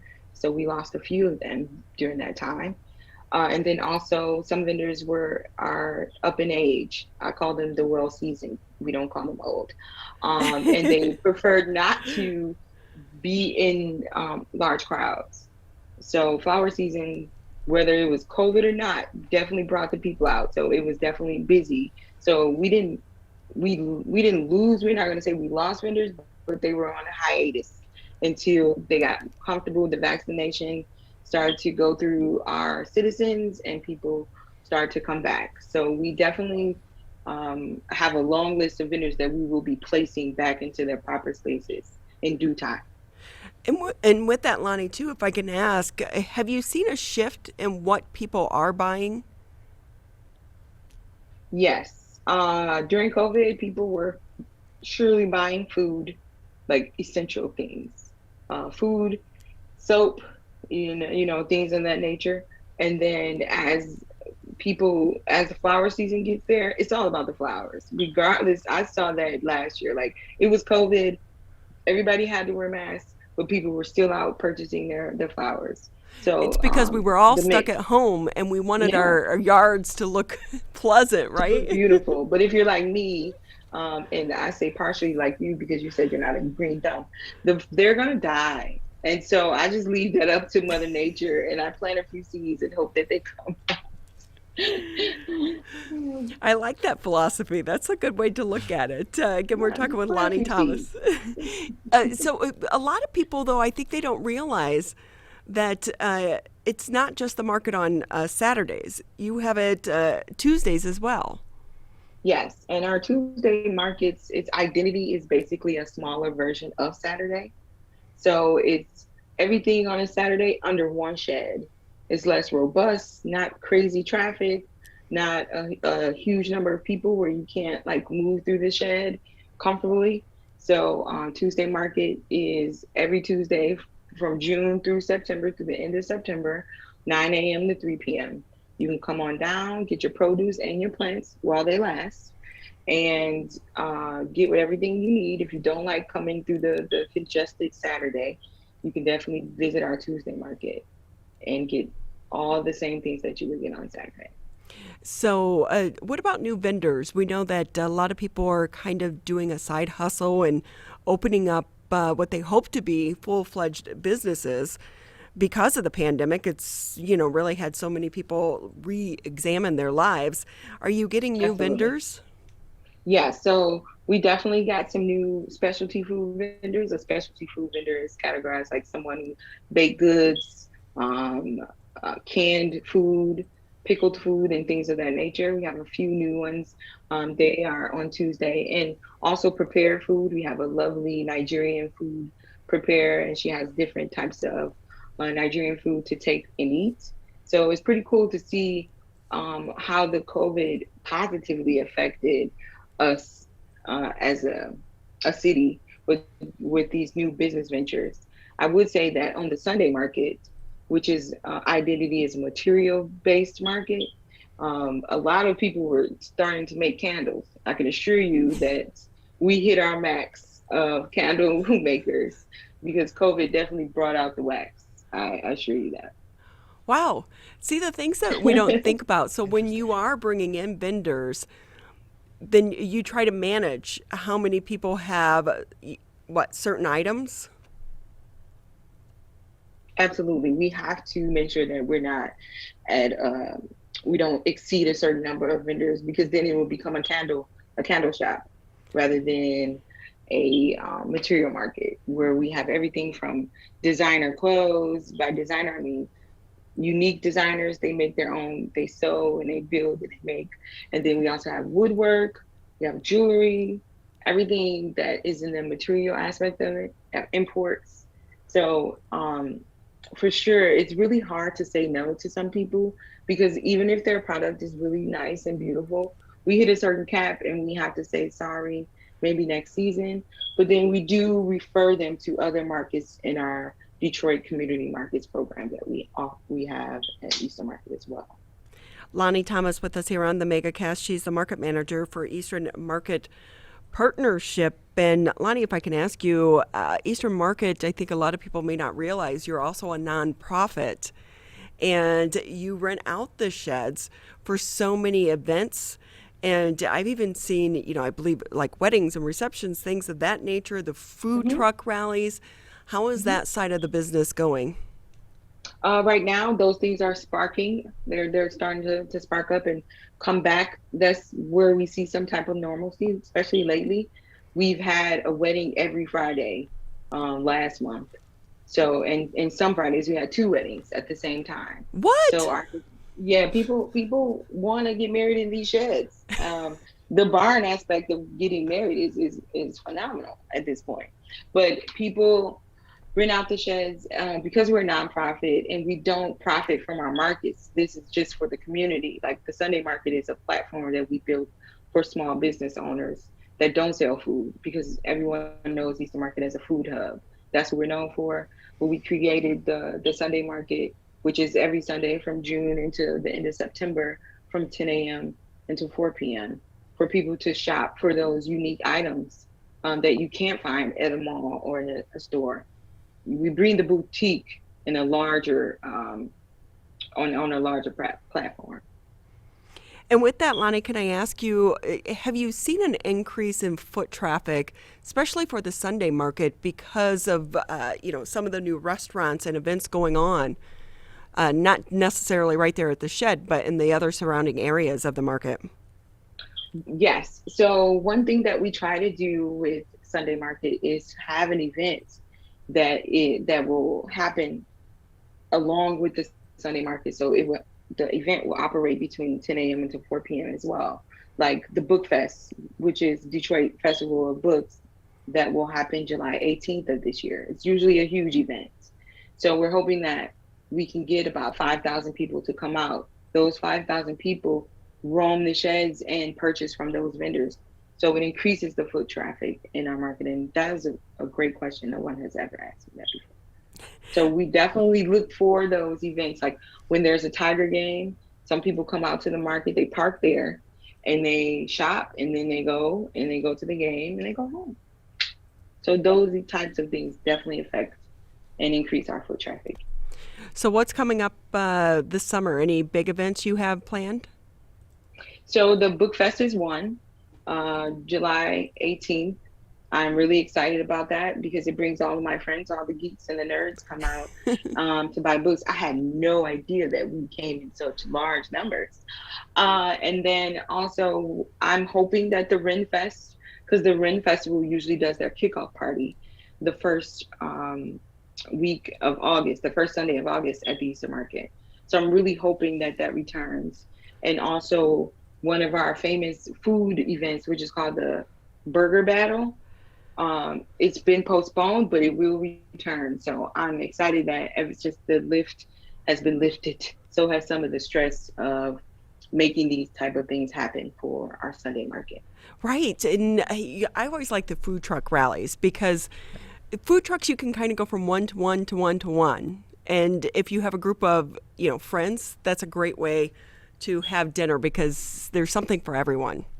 Absolutely. I'm actually working on a food truck rally for the month of July and August. So I'm going to get some of our favorites like Hero Villain, Buffy's Mexicasian, some of the New Deli, which is like a fusion of Indian and American food. So I'm really excited of getting that out. And when I do, I'll send you the date so you can come. Most definitely. Hey, Lonnie, can I ask you, because we know it's been a tough year, a year and a half actually now for so many people, but any silver linings for you and your team there at the market that came out of the pandemic? Yes. So with us, we've been able to pivot during COVID and finding different ways to support the community when certain things like our Sunday market was postponed. We were able to do programs such as food box programs, which brings fresh produce into the homes of those in need, including our seniors. At one point, we were delivering thousands of food boxes to senior homes, so because they couldn't come out the house. So the silver lining for us was that during hard times, we are surely capable of bringing some type of positivity and happiness to our community to which we serve. So as long as you strive forward and keep trucking, we can pave our way through all the madness and maintain that oh so great Easter market status. We need more positive people like you. Yeah. You know what? The funny thing is that I always send a positive quote. When I send out my map every week for Sunday market, I send a positive quote that motivates the vendors. Because even if we're having a tough day, I want them to be able to, like, hey, there's always next week, or the day isn't over yet. So true, so true. Lonnie Thomas with us here on the Megacast, Market Manager for Eastern Market Partnership. We so appreciate your time. I appreciate you guys. Thank you so much. And we extend a happy holiday to you and your family. I know the 4th of July gets a little bit busy down there at the market, but we're so grateful to have the Eastern Market. You are definitely the fabric of the city of Detroit. So thank you for all that you and your team does as well to maintain the market for all of us to enjoy. Thank you so much. And I would like to say that the 4th of July is a Sunday. We will not be open. Enjoy the day off. Thank you so much. We'll take a break here on the Megacast. Just about 20 minutes left here in the show. And when we come back, we'll be talking about art. That's next here on the Megacast. One of the things you can look for in your friends is a change in behavior. These can be big changes, they can be small changes in mood, physical appearance. They may be sleeping less or sleeping more, drinking more, or their eating patterns may be different. One big change that can be pretty obvious is change in motivation. Do they no longer want to play basketball? Do they no longer want to play video games?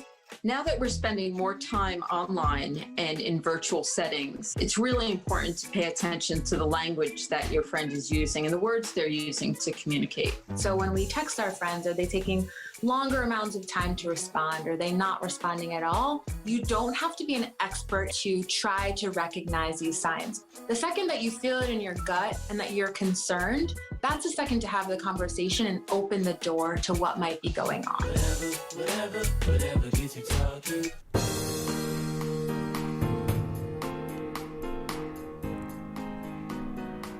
Great to have you with us on the Megacast. Ooh, I can hear the rain coming down. Yeah, it's been quite loud. I can hear it through the headphones too. Oh, it's going to be fun walking back to the car. No, it's not. No, we don't have to sugarcoat it. That's why I didn't do my hair today, because I was like, I'm going to be walking in the rain. Even if you put an umbrella on, it just doesn't matter. But you know what? That makes great weather for you to be watching the show. So great to have you with us here on the Friday edition of the Megacast. Art is really so important for so many people throughout the pandemic. I think one thing we've missed the most is really our art scene.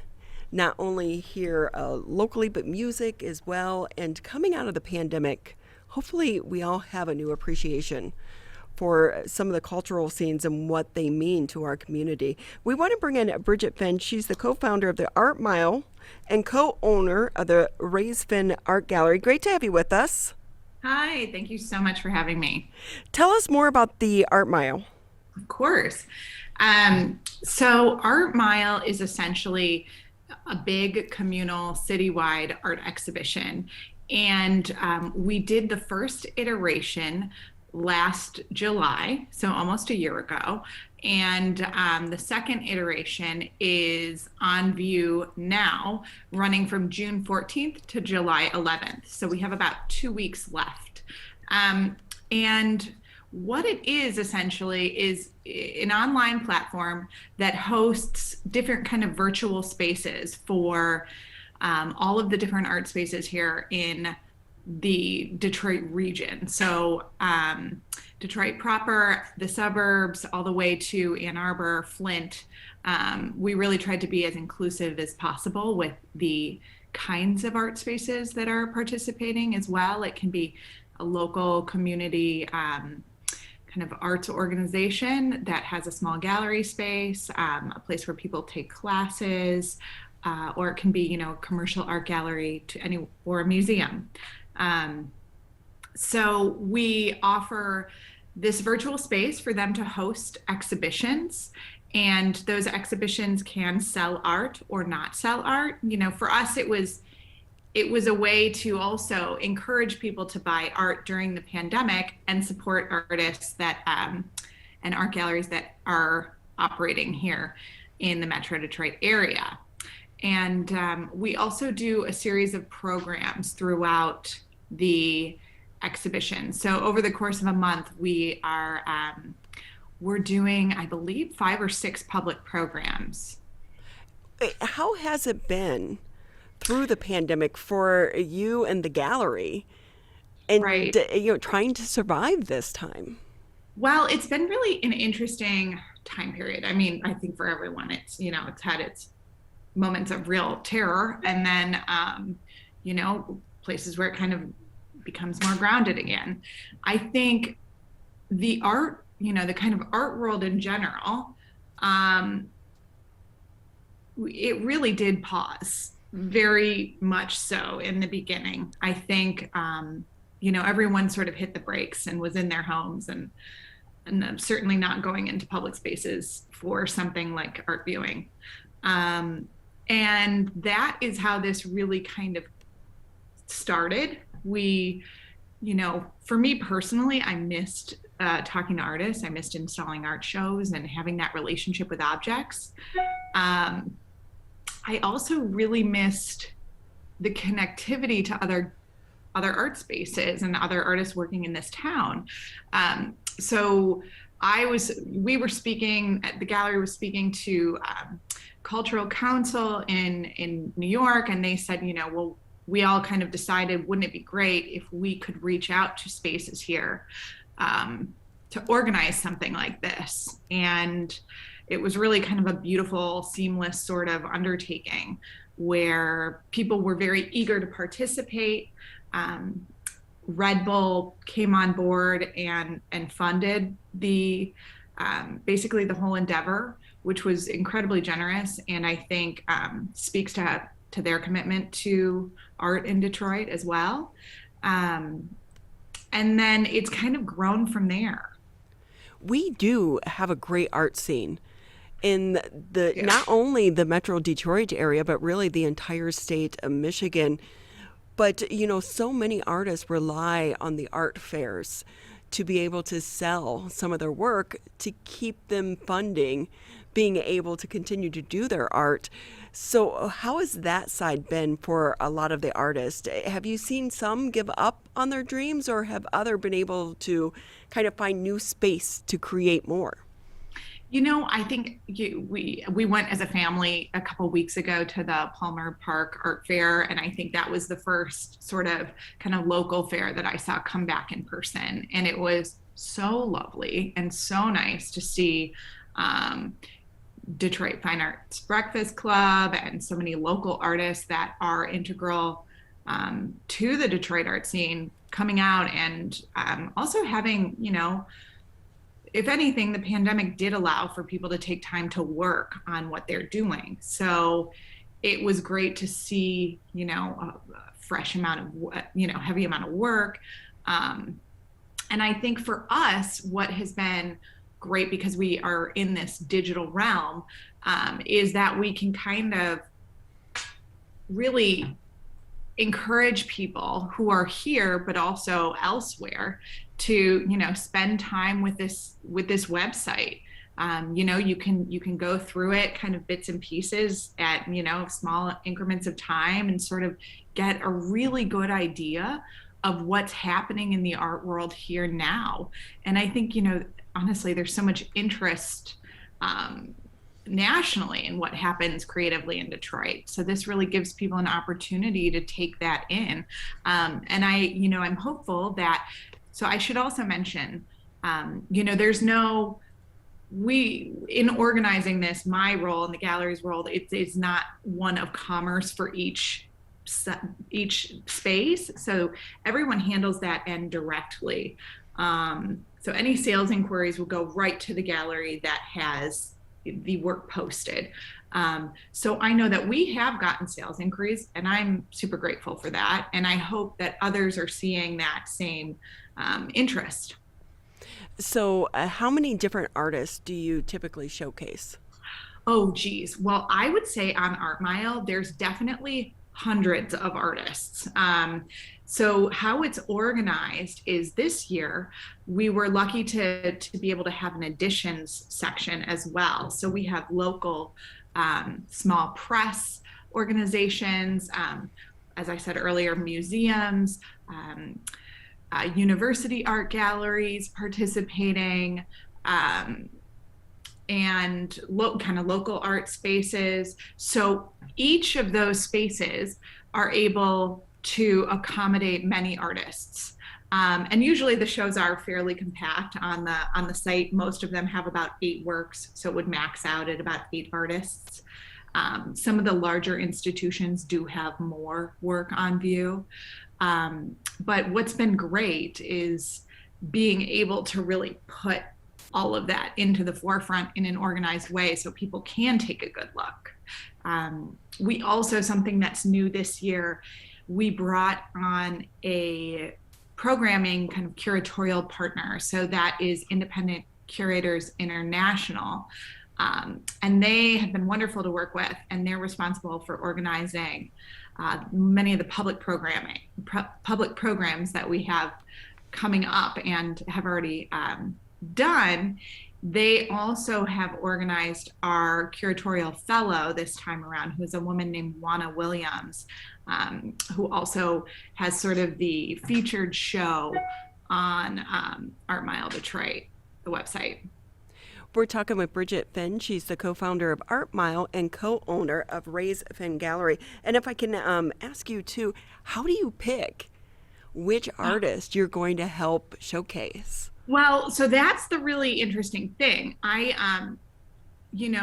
wanted to be really, I don't want to pick that. I want the selection of what's shown on that site to be really reflective of what's happening here now. And that is why we have an open call. So essentially each space can basically submit their proposal. And really it's more of a just an organizational way of getting everybody signed up. So each space chooses what they would like to show. We do encourage the spaces to show artists that are living and working here or have, some connection to Detroit. Maybe they've taught here in the past or were born here and now live elsewhere. But we do try to keep some connection to the city, yeah. Okay, so Bridget, I'm going to ask you, what is art? What makes art, especially when we're looking at contemporary art? Yeah, I think it's intention. I think, that comes out of the intention of the artist. So I think, we have to what's so great is, and I encourage people when you're looking at something, an art object and you're interested in it, if the artist is nearby, ask questions, ask, what inspired them to make this or to, put this object into the world in this way. I think you really will, hopefully get an answer that will sort of keep you thinking on what it is that you've seen. I will say when I've gone to some art fairs and you talk to the artist directly and you hear their stories and their thoughts behind the piece, I've purchased things just based on that alone. Yes. And sometimes it's, the works that you end up really being drawn to are things that, once you learn a bit more about the artist and their intention with making the work, you may not have had that initial connection, but it kind of forms later. And when you live with something in that way, you continue that relationship with an artwork, which is really a special thing. Bridget Finn with us here on the Megacast. And if I can ask you, because I go in panic mode anytime I'm trying to think of placing something on my wall. Yes. What tips do you have for people when it comes to purchasing art? Yeah. Oh, wow. That's a good one. So many tips. And I am always available at the gallery to answer those kinds of questions. I think that really when you go to live with something, and like I was just saying, it might not be something you immediately were drawn to. A lot of the things that I live with are things that I may have seen and then went home and continued to think about. And I was like, wow, it's just stuck in your head. And then you have to go back and see if you can track it down. And then, don't be afraid to put holes in your wall. It's pretty easy to spackle over, any mistakes, which I will say I do this professionally and I make all the time. It's easy to move things around once you just get in the mindset of doing that. Because some people really have just the eye for it. And other people like me, we don't. We struggle, but it looks so easy on Pinterest. Right. I know. It does look easy. And there are tricks. You can always, when you're installing, if you have like many little things, you can make an imaginary square, right, that you draw out in pencil and anchor everything to the outside of that. I've done things like that before. Or, a good way of doing it is centering things on walls, is Also, not putting too many pieces on one wall, giving things a lot of space tends to make it look neater and a little bit more intentional. And with that as well, we hope coming out of the pandemic that we come out of this last year with such a new appreciation for art and music and the art world, because it was missing from our lives, at least definitely the first half of the pandemic. Do you anticipate this is going to be a busy summer for you and your team there at the gallery? It is already so incredibly busy. So yes, I think many art galleries are seeing, and museums as well, kind of the return of, well, just bodies in the space. So people are coming, they're ready to do things again, which is so excellent.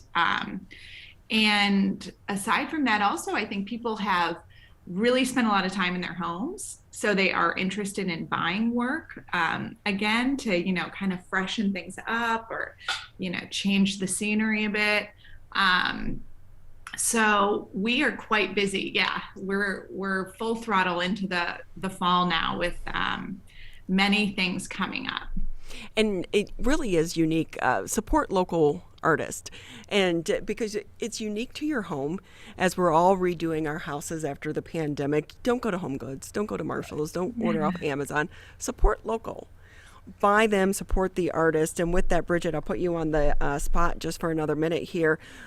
Give us the names of 2 local artists that we should maybe look for, like invest now, and then in 10 years it's going to be worth millions. Oh my gosh. Well, I'm like, where to start? I always encourage people, and I am going to say this, of course, there is that investment into this business and this whole kind of thing. But honestly, I really could not give better advice than to buy what you love, because that is really what is going to be your guiding light.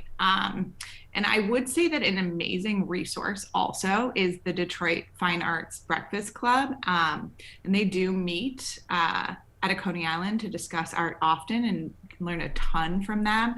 They also have a great Facebook group that I would say join, and people share artworks all day long that are made here. I'm like, I can't even think to pick. I will say our next exhibition at the gallery is by a woman named Lakila Brown, who is truly incredible. She was born and raised in Detroit, and she now lives in New York, but she's going to be back for the whole month of July making the work for the show. Well, Bridget, it's been so fun talking to you. Oh, thank you for having me. I also quickly just wanted to note that tomorrow we have an excellent talk that is going to be on the site, and it'll be at 2 p.m. and it's between MoCAD and Red Bull Arts. And Sunday we're doing an incredible performance, which I would say if anyone is able to make it, Daryl D'Angelo Terrell, who is a phenomenal local artist, is doing a performance at 2 p.m. So if you have time to catch those, they're such a great introduction to Art Mile and what's happening in the city. So are they going to be in person? They are going to be streamed. Okay. So you don't even have to leave your living room. So, and how can people get more information? So it's artmiledetroit.com. Great. Thank you so much. It's been so fun talking to you. Where's your gallery, by the way? It's in Corktown, 1500 Trumbull. And are you open to the public now? Yes, we still have our appointment structure on view, but we will be there today and tomorrow. Our exhibition with Marie Herwald Herman closes tomorrow evening. And then our next exhibition opens with Lakila Brown on July 17th. That is so great, and great to see you in the Corktown community as well. We love that neighborhood is really up and coming, and great things are happening over there. I'm sure they appreciate having you and all that you bring to the community. Again, we were talking with Bridget Fenn. She's the co-founder Art Mile and the co-owner at Ray's Fenn Gallery there in Detroit. And with that, that's pretty much going to wrap it up for this rainy, soggy Friday. Yeah, that's about all we have. It'll be interesting to see what it looks like outside, because we heard it pouring quite heavily out there a few times throughout the show. So watch out for puddles if you're out for a walk. Everyone have a safe and happy weekend. This has been the Megacast.